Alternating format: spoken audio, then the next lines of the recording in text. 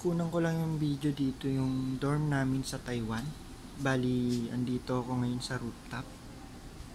Andito yung sampayan namin.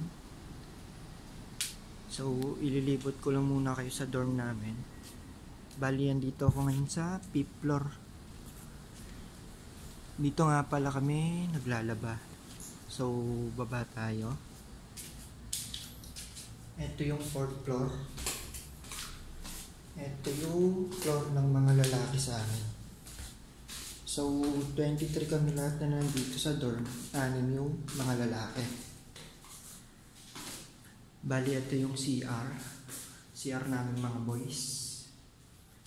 Ito, basura namin. So, itong fire escape na to, or yung may mga label na yan, hindi pinapayagan sa amin na nakapatay yung ilaw. And then pasok tayo dito sa room namin.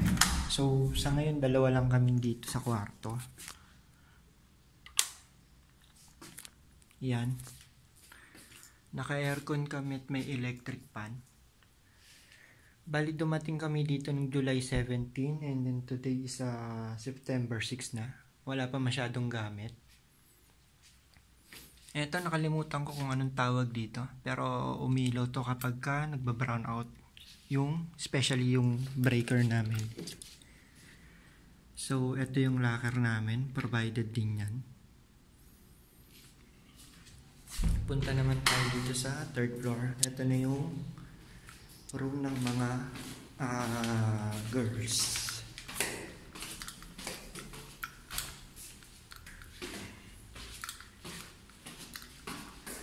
Yan, kwarto.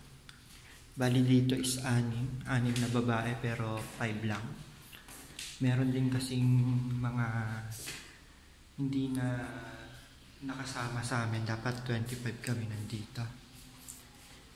So, ito yung CR nila. Ito is 4 na tao yung nasa room. Bali dito naman tayo sa 2nd floor. Ito puro girls din to. Ito, provided din ito ng broker namin, yung microwave.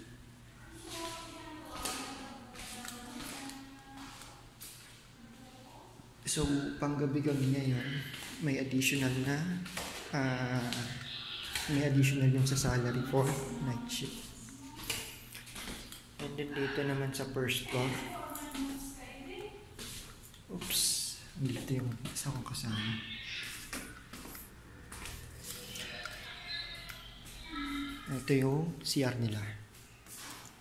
Then dito, washing. Kasama niya dito, tsaka lababo.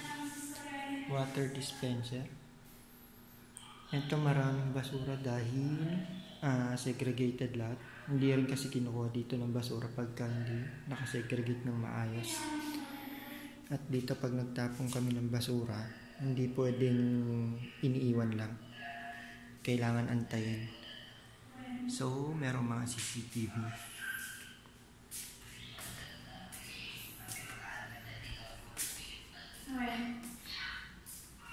Ito na yung bike namin. Ito rin yung CCTV. Ito yung bike 3,500 NT yan. Na kakalta sa sahod namin. So, ito. Yung iba sa amin nakabili na ng motor or e-bike. Pero sa October 1, kinakailangan na registered na yung e-bike. Ito na yung labas of 1st floor. Tapat namin tong condo na to. So, tahimik lang talaga dito. Dito kahit mag-park ka ng motor at iwan mo yung susi, walang kumukuha or walang nagnanakaw. Sa bike naman namin, may kasama na siyang ilaw, likod at harap, reflector. May kasama na rin siyang kandado. Tsaka yung helmet. Ganyan talaga ang itsura ng helmet dito sa amin. At tsaka yung itong kapote. Kasama na siya. 3,500 NT. Ikakaltas sa second salary namin. Bali dito, every 10th of the month, isang beses sa isang buwan kami sumasahod. Ang basic salary namin isa 30,000 NT. And then meron pa kaming mga OT at pasok ng weekends. Yung weekends namin or Saturday, hindi pa kasama yun sa basic namin, bali additional yun sa salary namin. So yun lang, comment na lang kayo kung sakaling may tanong kayo. And then abangan na lang yung next video. Yun lang, salamat.